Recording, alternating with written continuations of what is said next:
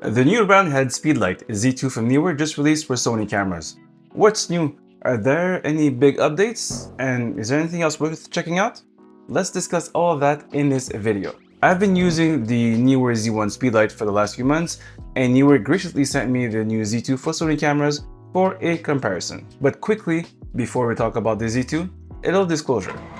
I received the Z2 from Neewer for free for review and testing. As always, Neewer did not pay me to talk about the Z2, and they won't get to see this video before you do. The only way I earn anything about making this video is that if you're interested in buying the Z2 or any other Neewer product, Neewer sent me a discount code of YB26 for you to use on their website.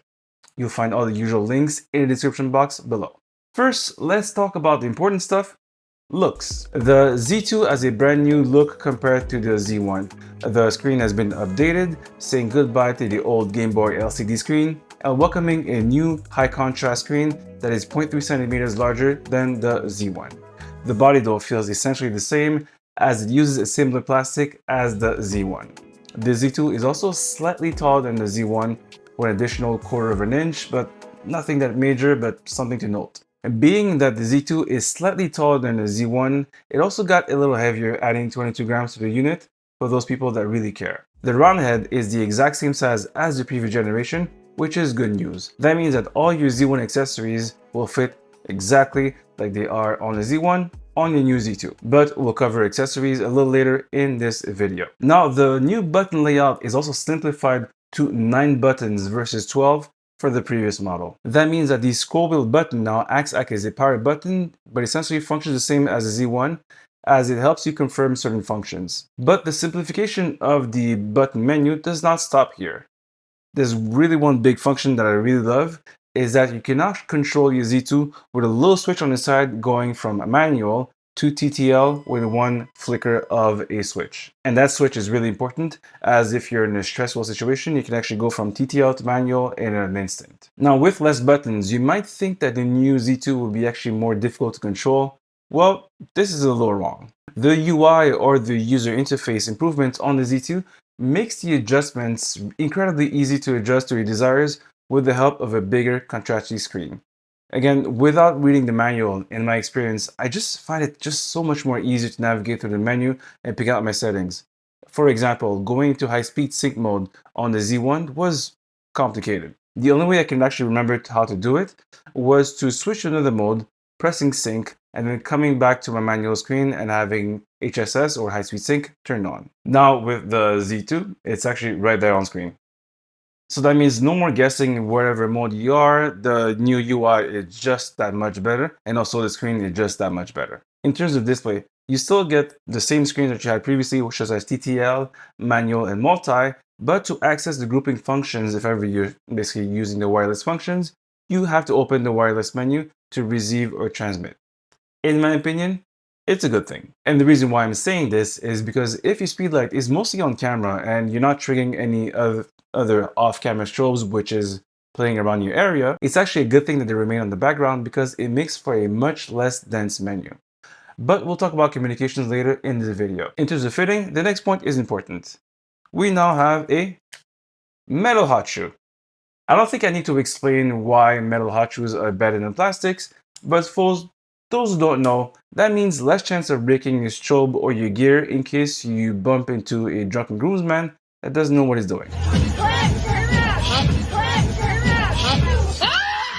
Also, from what I hear, there are still some plastic shoe for the Sony mount, which is the Z2S, floating around the internet. So if you can actually pick one, try to get the metal shoe mount, but as of now, this should be pretty rare and disappearing slowly. In terms of flash power, and according to Neewer, the output of the Z2 is equal to the Z1, so no changes there except for a small change into how it's being managed. At a distance of 6 feet, we measured the exact same aperture of 12.7 f-stops 6 feet away using no modifiers in front of the flash for both the Z2 and the Z1, as you can see on screen. But the big change that happened between the Z2 and the Z1 is in the next section.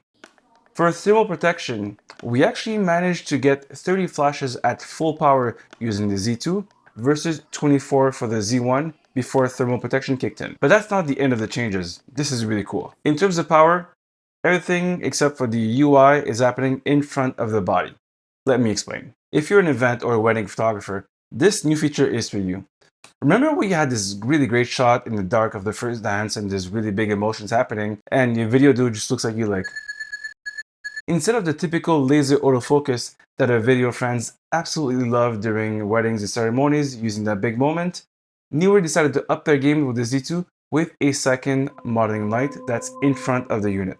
So the new second 2-watt modeling light illuminates in front of the flash versus the typical laser hashtag-ish pattern. At 2 watt, the modeling light of course works best in a pitch dark room. In daylight, it's pretty much useless.